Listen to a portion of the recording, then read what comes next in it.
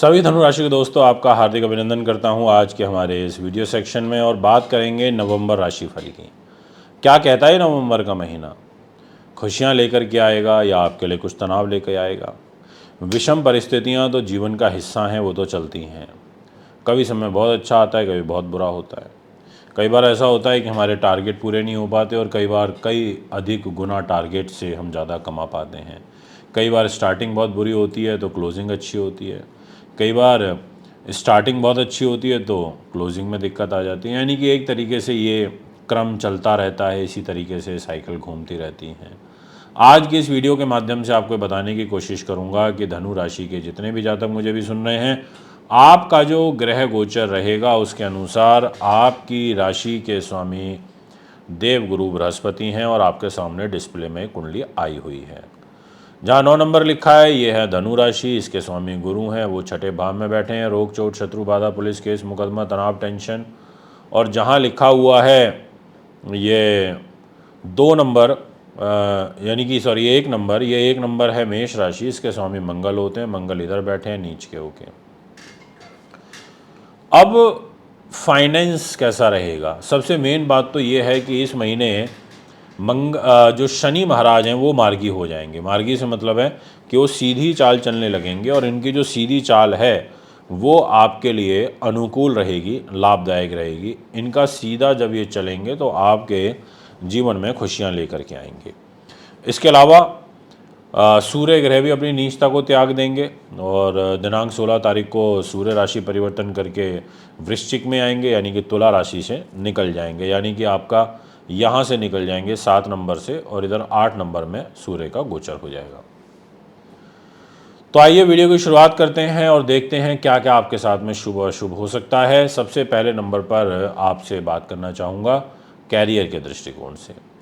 Career की जिम्मेदारी आ जाती है बुध ग्रह के पास, और बुध खर्च के घर में बैठे हैं तो आपका पैसा तो खर्च होगा कैरियर पर, नौकरी पर, जो भी कर्म क्षेत्र है आपका उससे संबंधित पैसे आपके ज़्यादा खर्च होंगे और शीघ्र रूप में होंगे, क्योंकि वृश्चिक राशि में बैठे हैं बुध तो पैसा जल्दी आपका खर्च कराएंगे, स्टोर नहीं होने देंगे, रुकने नहीं देंगे। इसके अलावा आपको आपके कैरियर के घर में राहु केतु का तो प्रभाव है ही, और ऐसा कोई विशेष दूसरा पाप प्रभाव मुझे यहाँ नहीं नज़र आता। इसलिए बस खर्च अधिक होना और कैरियर में एक नॉर्मल स्थिति रहना, कोई बहुत बड़े व्यापक बदलाव नहीं दिखाई पड़ते।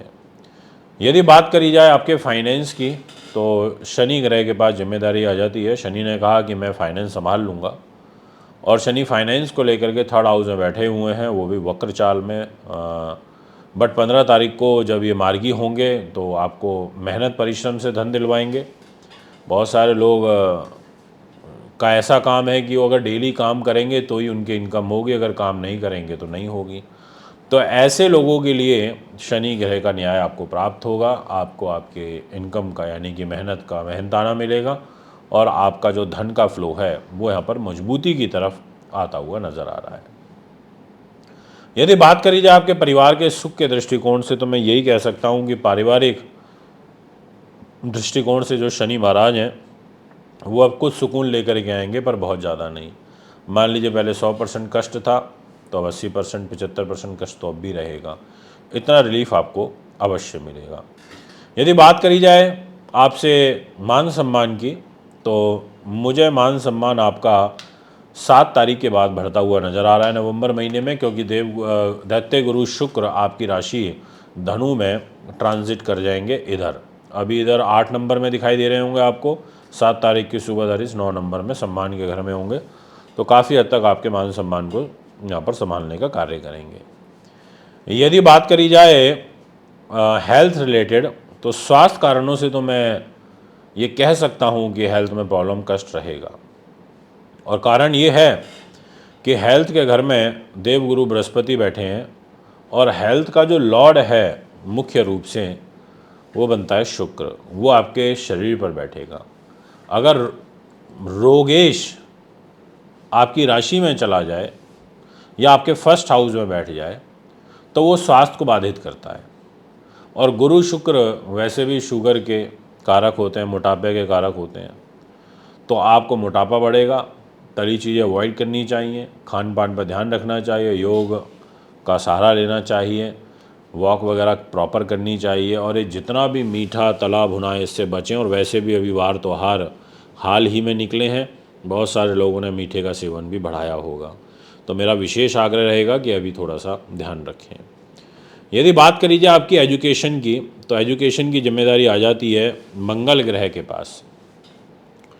मंगल ने कहा देखो भैया मेरे पास एजुकेशन है, और वो एजुकेशन को लेकर के यानी कि कॉम्पिटिटिव और हायर स्टडीज़ को लेकर के ये यहाँ 1 नंबर लिखा है, बैठ गए अष्टम भाव में।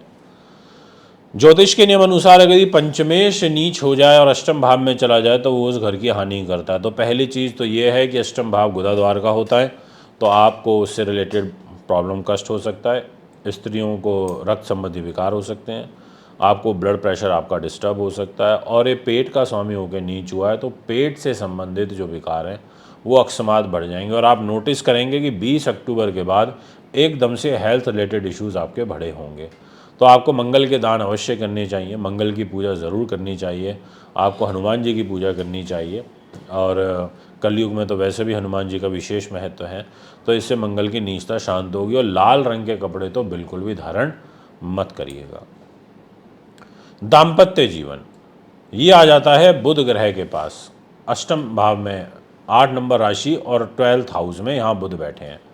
ये आपका मैरिज का घर है, यहाँ 3 नंबर लिखा है। अब ऐसी स्थिति में बुध क्या करेंगे, मन का भटकाव करा सकते हैं। अगर कोई एक्स्ट्रा मैरिटल अफेयर चल रहा है तो थोड़ा ध्यान रखना, ये मैं आपसे कह सकता हूँ, क्योंकि इस घर को ये थोड़ा डिस्टर्ब कर सकते हैं। मतलब बहुत थोड़ा सा केयरफुली काम करने की ज़रूरत है। और जीवन साथी के ऊपर आपका जो व्यय है यानी कि पैसा खर्च वो अधिक होगा। यदि बात करी जाए कि क्या कोई धोखा फरेब चीटिंग तो नहीं आपके साथ हो सकती, तो उस दृष्टिकोण से तो मुझे नहीं दिखाई देता, पर हाँ ये कह सकता हूँ कि पहले जो 14 to 15 डेज़ हैं इनमें ज़रूर परेशानी कष्ट है। उसके बाद आपका ग्रह योग गोचर अनुकूल हो जाएगा, लाभदायक हो जाएगा। यदि भाग्य की बात करी जाए तो भाग्य स्थान के स्वामी बनते हैं सूर्यदेव। सूर्य ने कहा कि मेरे पास भाग्य है, पर वो लाभ के घर में बैठे हैं नीच अवस्था में पहले 15 दिन। ये रे सूर्य, ये भाग्य का घर है, यहाँ 5 नंबर लिखा है, इसके स्वामी होकर के इधर बैठे हैं। तो यानी कि वो आपके भाग्य को रुकावट की तरफ तो लेके जा ही रहे हैं, बट उसके बाद जब ये नीचता छोड़ेंगे तो भी ये खर्च के घर में जाएंगे। यानी कि भाग्य ये कहता है कि इस महीने आपका व्यय अधिक होगा, पैसा अधिक खर्च होगा। अगर आपके विदेशों से संबंधित कोई इच्छा है, आप कोई एक्सपोर्ट इंपोर्ट रिलेटेड वर्क करते हैं, आप कोई ऐसे बड़े heavy equipment parts body parts बनाते हैं, तो आपको यहाँ पर विशेष सफलता तो 16 तारीख के बाद ही मिलेगी, जब यहाँ से नीच सूर्य का प्रभाव हटेगा। क्योंकि सूर्य लाभ के घर में नीच है और मंगल की चौथी दृष्टि भी लाभ के घर में नीच की आ रही है, तो ऐसी स्थिति में ये परेशान करते हैं, तो इन बातों का ध्यान रखना होगा। ये है आपका ग्रह गोचर। फिर एक नई वीडियो लेकर के नेक्स्ट वीडियो में आपके बीच में आऊँगा। अभी आपसे इजाज़त चाहता हूँ। नमस्कार।